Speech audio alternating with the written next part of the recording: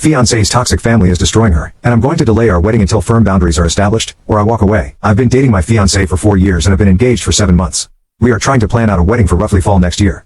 Her childhood was terrible and abusive, to put it mildly.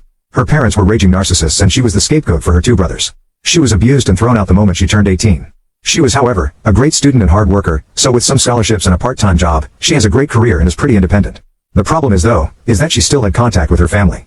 None of them have changed. Well, actually something has changed. They have become more financially dependent on her. They enjoy slowly creeping back into her life and emotionally blackmailing her for support or whatever she can do. They're not pleasant about it either. They're rude, smug, and generally enjoy being a nuisance. And my fiancé can't say no. No matter the horrible things they say or how they outright try and intimidate her openly.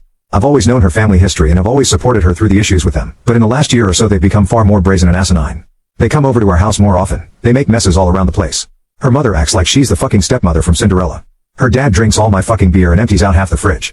Her brothers stop by occasionally to act as mouthpieces for their parents. They practically trash the place and leave us to clean the mess. And where is my fiancé in all this? Quietly standing in the corner, practically shaking.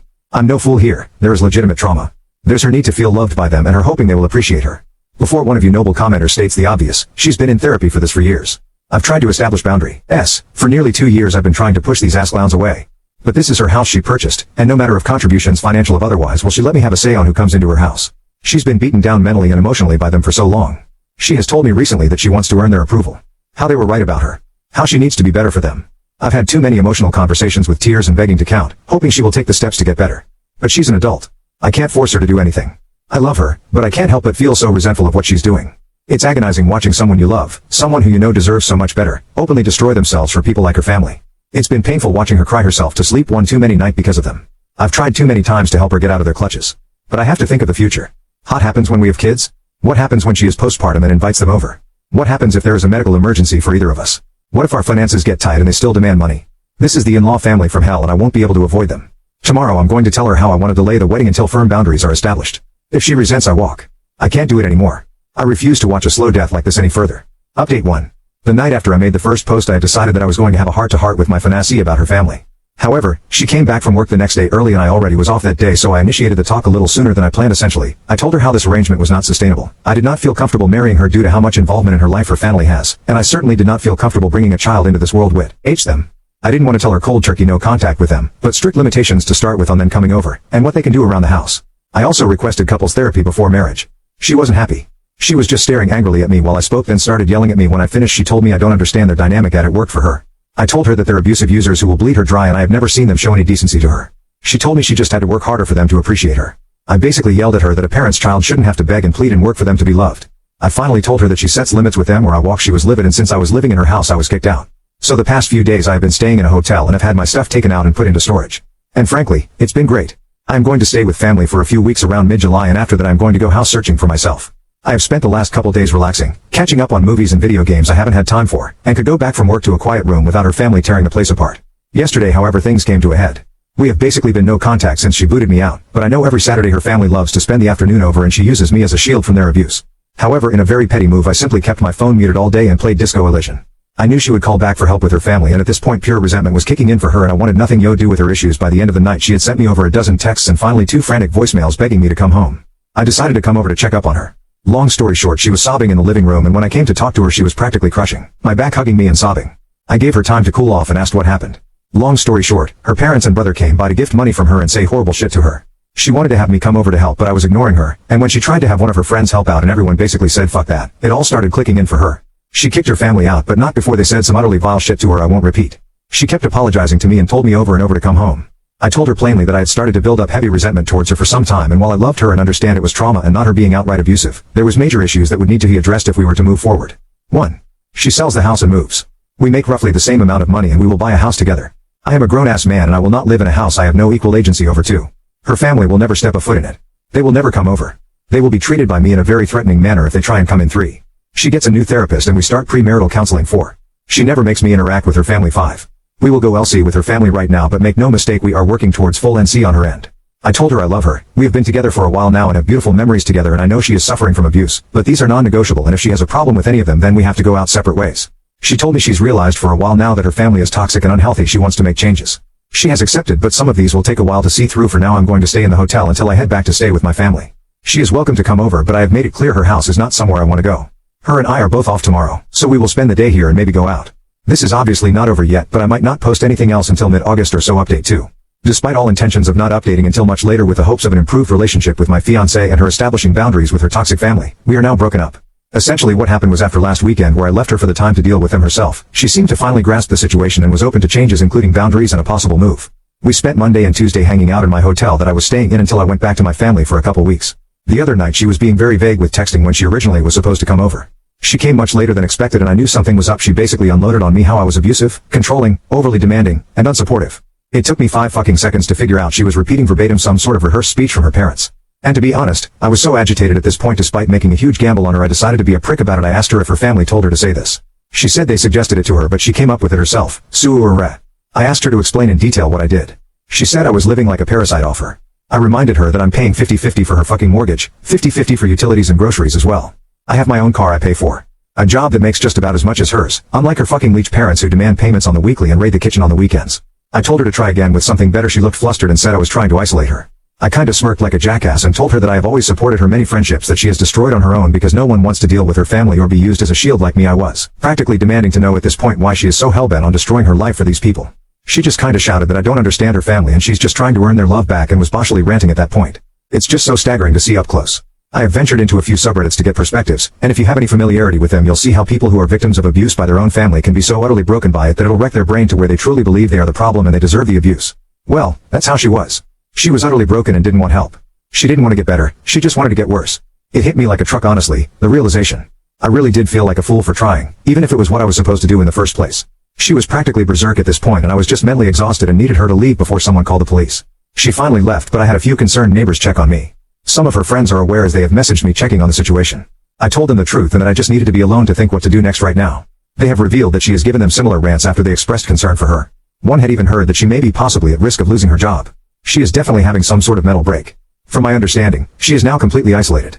She is actually sprinting into a horrible lonely life right now. There's nothing I can do for her at this point and as selfish as it sounds I'm just glad it's going to be behind me. Update 3. Things have kinda wrapped up but there were some loose ends. I completely forgot to change my mailing address which I should have done ASAP, so a couple important things got sent to her house. I had to go pick them up plus a final couple of items I want for my move that I left there and decided I wanted to actually take. She was being difficult and not responding to messages in regards to them, so I had to go get them from her myself. I brought a mutual friend just in case. Thankfully she was at least cooperative in letting me get my stuff and it wasn't much of an issue. Everything else was though she had a lot of nasty things to say. Telling me she was already sleeping around. Telling me how happy she was now that I was gone. Telling me she's finally free of me, how she's going to be so much better off without me. A lot of generic insults and horrible things you would commonly expect from a nasty breakup. And you know what? It was so fucking obvious it was a rehearsed script from her family and you could easily see how miserable she was. She looked like a mess, like she hasn't slept in days. The house was a mess. She wasn't even yelling it. She sounded so exhausted and broken when she said it. She didn't even smile when she said anything. Just a face contorted in hate and anger. She was not the woman I knew anymore. That person was gone when I was getting ready to leave. She was still going on. I was fed up and told her something along the lines of congratulations. Your friends are gone. Your human shields are gone. Your engagement is over. Your support is gone. Anyone who ever treated you like a decent human being is gone. It's just you and your family. I hope you're happy while they bleed you dry. It probably didn't go like that, but something like it. She just stood there. Literally just stood there and looked at me with indifference and walked away as I walked out the door. As we were leaving, the mutual friend Tiffany asked if I was okay. I reassured her I was and I'm just trying to get myself set up to go home next week. She also confirmed that she hears my ex did lose her job for not showing up for several days and basically ghosting them. They're going to try an intervention next week and asked if I could participate, but I'm not delaying my travel because frankly I just want a clean break. I know for a fact that if I stay involved I'm only going to be witnessing the slow descent to either a full break or a suicide. I just can't do that. Despite all this I'm actually excited for the future and I have realized that I ignored way too many red flags at the beginning. Even with everything that happened I know I'll be doing good and I'm going to be alright. I expect this to be my final update. I'm still in town until Sunday afternoon so something could happen while I'm still here, but if anything does it won't be exciting. Update 4. I'm currently back in my home state with family, refamiliarizing myself with the area. I have 100% decided to stay here permanently and am starting the long process of looking up homes in the area. I've been doing great and hanging out with friends and family. A couple mutuals with my ex-fiancée have let me know what's been happening and things finally seem to be getting better. The plan was for an intervention Sunday, but Saturday night after her family visited again she called friends in an absolute manic state and it finally seems to have clicked how bad she screwed up. It was a full-blown panic attack and meltdown which ended with her in the ER. Needless to say she finally admits how miserable she is and that she's messed up her life badly. Apparently she tried calling me but I had her blocked. She still has her job and that info about her losing it was wrong, but she's hanging by a thread there and her bosses basically ordered her to use her PTO for a few weeks to get her head on straight. She's a valuable asset there and they are trying to make sure she can fix herself before they pull the plug on her. Her friend group is extremely close. My ex was someone who was a very helpful and supportive friend, so it makes sense her group is going this far in trying to help her. It is, however, an unspoken agreement that if she goes back to how she was again that they are all prepared to let her sink on her own. She's doing as well as can be expected. Her family has continued to heads her with calls and messages. They've tried showing up to her house but have been firmly redirected by friends and even neighbors. I hope she truly understands the kind of support system she has. As trashy shitshow family disputes usually go, her parents and brothers have taken it to Facebook, which from what I heard has been in my ex's favor as it has exposed their behavior to many more people and seems to have shut them up for a little. Finally, she had one of the mutuals pass a message to me. Essentially it was her admitting all the horrible things she said to me were not true and were done by her family, as I knew they were. She apologized for how things ended and hoped we could one day reconnect. Sadly I had to relay that we need to stay separated for good and she just needs to focus on her healing, but I told her I still care for her and I wish her the best, but this needs to be our goodbye. The message seems to have been passed along and her friends are helping her process that.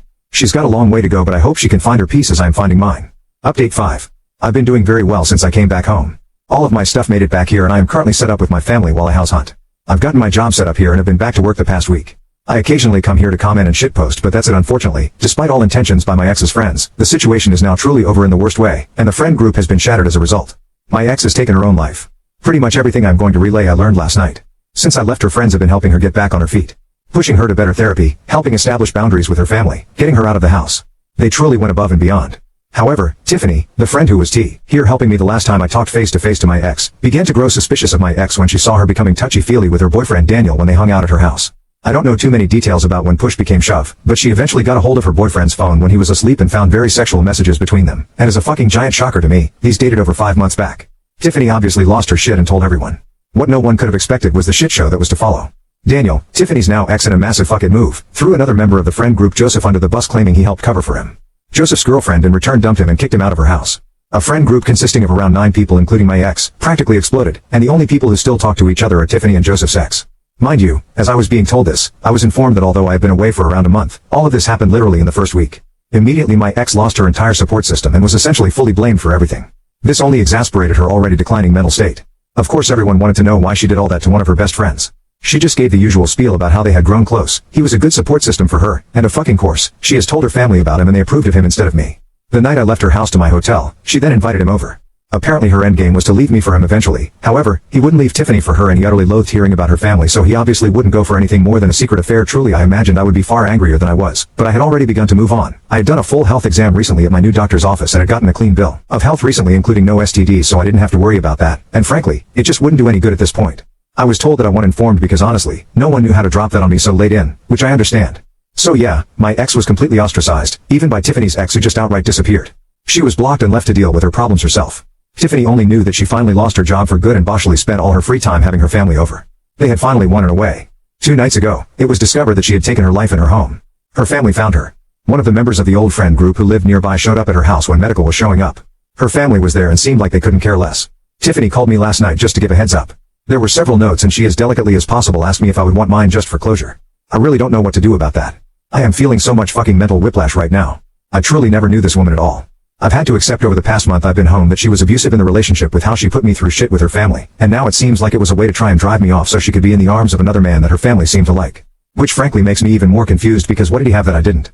Did they just enjoy fucking with her life? Was anything with her real? Was anything with the group of people I spent years of my life with even real? Being back here is the best decision I've ever made and now I have full confirmation of that. I can start some therapy to process this mess, spend time with an actually trustworthy group of people face to face instead of online, and I have family close by for support. Now on to second story. Stepdaughter rejects my dress and accuses me of conforming to traditional standards, now wants it back after I gave it to future daughter-in-law. I 42F got married 24 years ago. I decided that if I had a daughter, I would pass the dress and accessories on to her. I chose a simple, elegant dress, rather than what was fashionable at the time, because I wanted something timeless that people could wear for generations to come. I had my son Mark now 22M a year after, and his father passed away when he was young. I raised Mark as a single mom for several years. I decided that when Mark married, I would give my dress and accessories to his wife. When I was 33, I met Rob now 52M. I fell in love with him and we quickly married. He became a great father figure for Mark, and I was so excited to have a stepdaughter, Molly now 24F. My relationship with Molly had a rocky beginning. I've been patient and gentle with her. I've offered to take her shopping or get her nails done. I asked Rob about her favorite foods and made sure to cook those. She made it clear that she didn't see me as her real mom. Years passed, and I never changed the way I treated Molly. My door was always open for her, but she never changed the way she thought about me. She called me a trophy wife to my face. If I ever threw a charity event, she would remark, "Wow, you're so generous with Dad's money." While she didn't say anything explicitly, I could tell she looked down on me for not having a college degree. A couple years ago, I made a final offering to Molly. I brought her into my closet and showed her the dress and accessories and told her I would love for her to wear them at her wedding. Some alterations would have to be done. I am 5 feet 9 inches and a size 4, while Molly is 5 feet 4 inches and a size 8, but we could make it work. Molly scoffed and said I had archaic values and that the dress was trashy, and walked out. That really hurt because she knew what that dress meant to me and she didn't care. After that, I stopped making as much of an effort to build a relationship with her. 2 months ago, Mark proposed to his college sweetheart Lucy, with whom I have a great relationship. When Lucy mentioned dress shopping, I showed her my dress. Lucy tried it on and it fit like a glove. She fell in love with it, and I told her the dress, shoes, and accessories were hers. She was so happy she literally cried. However, a couple days ago, Molly reached out to me out of the blue to ask if the dress was still available. I told her I had given it to Lucy. She asked if I could get it back from Lucy, since I offered it to her first, and I told her 1, she said she didn't want it, 2, it fits Lucy perfectly, and 3, Lucy is the only one getting married within the foreseeable future. Now Molly is saying I'm favoring Lucy over her because she's conforming to traditional standards of femininity, getting married and being thin.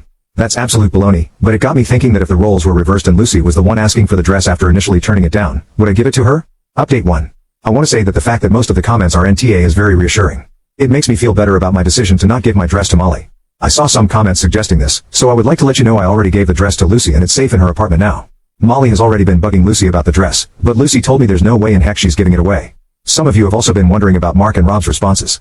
Mark is currently out of town on business and I have had no communication with him on this matter. I'm sure he'll be supportive of Lucy though. I did not bring this up to Rob, because while Molly and I have a difficult relationship, I don't want to sow division between her and her father. However, Rob brought it up last night, saying Molly had contacted him on the matter. Rob was like, "You aren't going to give it to her, are you?" When I said no, he told me to promise him I would not give the dress to her. It was very comforting to know Rob is on my side. Another thing I want to get clear, I do not expect Molly to conform to certain standards. When I referred to traditional standards of femininity, getting married and being thin, I was paraphrasing words that came out of her mouth. I was raised in a traditional household, but I understand that a lot of women, especially young women, do not share my values. Frankly, Lucy doesn't either.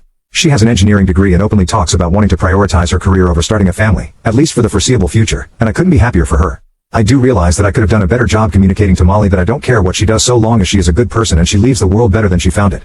Lastly, because after reading the comments I fear I painted Molly in a bad light, I should say that Molly has had a rough life due to the divorce between Bob and her biological mother. I have never met her mother, and I don't want to go into gross detail on the internet about someone's life other than my own, but I will say that her relationship with her mother is not great. I think Molly might be projecting aspects of that relationship onto me. However, your comments have helped me realize she is in the wrong in this situation. I've also realized that it isn't just on me to build a relationship with her, she has to work at it too, and so far she is not. I'm never going to shut her out, but at this point if she wants to connect with me, she has to be the one making the effort. I really hope the best for her, but she sure as heck isn't getting that dress.